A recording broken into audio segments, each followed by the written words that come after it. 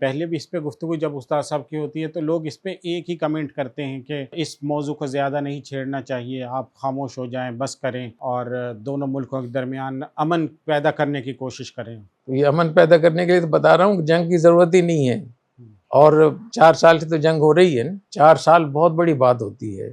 3800 لوگ شہید ہو چکے ہیں، اتنے لوگ برباد ہو چکے ہیں، اتنے نوجوان گمراہ ہو چکے ہیں، اور مغربی دنیا کے وہ ممالک جو پاکستان کے ایٹمی پروگرام کے خلاف تھے، وہ اس کو نقصان پہنچانا چاہتے ہیں، چاہے وہ اسرائیل ہو، چاہے وہ اور دوسرے ہوں، چاہے وہ انڈیا ہو، ان کو اس جنگ کی وجہ سے اور زیادہ موقع مل گیا ہے۔ تو اس جنگ کو ختم کرنا چاہیے، اور اس جنگ کو جو بھی برپا کرنا چاہتا ہے وہ اسلام کا بھی دشمن ہے، پاکستان کا بھی دشمن ہے، افغانستان کا بھی دشمن ہے۔ باقی ہے کہ مجھے خاموش رہنا چاہیے، میں کیوں بول رہا ہوں؟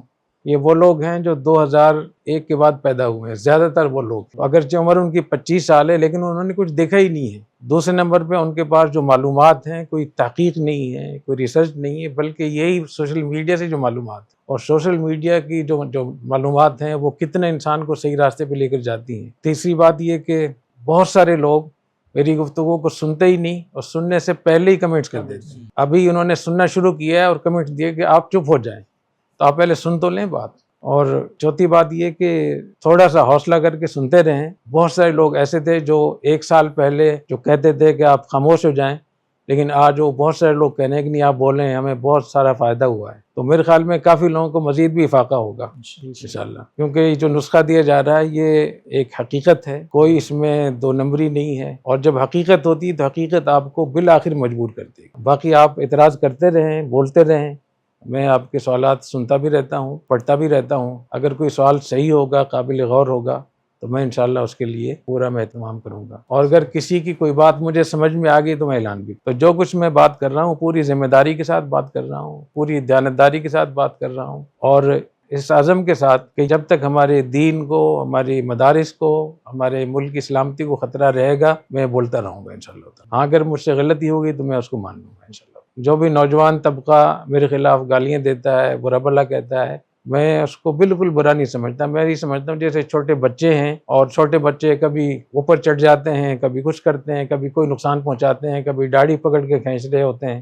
باپ دادا جو ہے نا وہ بچوں کو کچھ نہیں کہتا ہے۔ تو آپ جتنے بھی لوگ ہمارے سننے والوں میں جو لوگ مجھے برا بھلا کہتے ہیں، مجھے ایسے ہی جیسے میرے بیٹے پوتے نواسے جیسے وہ ماں باپ کو داڑھی پکڑ کے کھینچ رہے ہوتے ہیں، اور ان کو تو بظاہر تو وہ بے ادبی ہے لیکن وہ ناسمجھ ہوتے ہیں۔ تو یہ ناسمجھ بچے بہت ہیں، تو ایک وقت آئے گا انشاءاللہ تعالیٰ یہ کسی حد تک انشاءاللہ سمجھ جائیں گے، اور اگر نہیں سمجھیں گے تو میں نے اپنی ذمہ داری ادا کر لی۔ ایک بات میں اس میں عرض کر دوں کہ اللہ تعالیٰ نے میرے اوپر جو بہت بڑے بڑے فضل فرمائے ہیں، اس میں ایک بہت بڑا فضل یہ کہ اللہ نے مجھے مثبت سوچ دی ہے، صبر بھی دیا ہے، تحمل بھی دیا ہے، اور اللہ نے مجھے تجربے کا بھی بہت موقع دیا ہے۔ تو میں نے بہت سارے ایسے لوگ جو گالیاں دیتے تھے ان کو ٹھیک ہوتے دیکھا ہے، ان کے اندر پھر پیار محبت ہو گئی۔ تو یہ جو لوگ برا بھلا کہہ رہے ہیں مجھے اس سے بالکل پرواہ نہیں ہے، بلکہ حقیقت یہ ہے کہ میں تھوڑا انجوائے بھی کرتا ہوں اس لیے میرے جو جاننے والے ہیں، دوست احباب ہیں، اساتذہ ہیں، وہ سن کے بہت پریشان ہوتے ہیں۔ ان کی پریشانی پر مجھے تعجب ہو رہا ہوتا ہے کہ کیوں پریشان ہو رہے؟ یہ بچے ہیں، یہ ناسمجھ ہیں، ان کو کچھ بھی پتہ نہیں ہے۔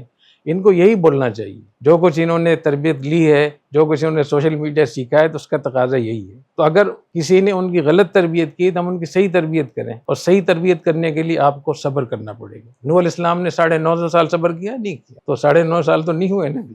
تو انشاءاللہ مجھے بہت یقین ہے کہ بہت سارے لوگ جو برا بھلا کہہ رہے ہیں، ایک وقت آئے گا یہ دعائیں دیں گے۔